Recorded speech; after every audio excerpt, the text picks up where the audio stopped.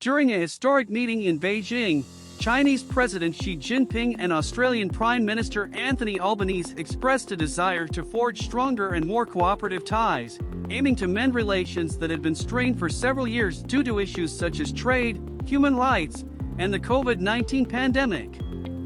Albanese's visit to Beijing marked the first trip by an Australian leader to China since 2016. The leaders engaged in constructive discussions for over an hour, with Xi highlighting that their countries share no fundamental conflicts of interest and have the potential to become mutually trusting and successful partners. Possible areas of cooperation mentioned by Xi encompass peace and stability in the Asia-Pacific region and addressing climate change.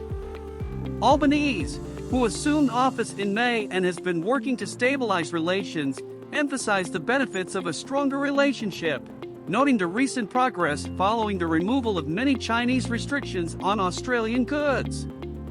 For decades, China and Australia maintained a strong trade relationship, but tensions escalated under the leadership of former Prime Minister Scott Morrison, who accused China of interfering in Australian politics.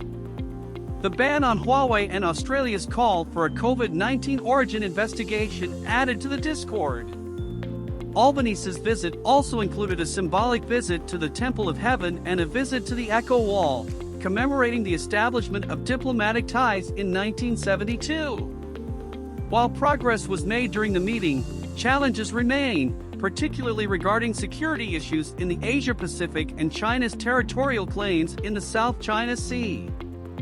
Australia is part of the Quad and AUKUS coalitions and has concerns about Beijing's influence in the Pacific Islands. Albanese also raised the case of Australian writer Yan Hengjuan, who has been imprisoned in China for espionage charges, underscoring Australia's commitment to its national interests and cooperative engagement with China while addressing differences. The Australian leader is set to meet Chinese Premier Li Qiang before returning to Australia.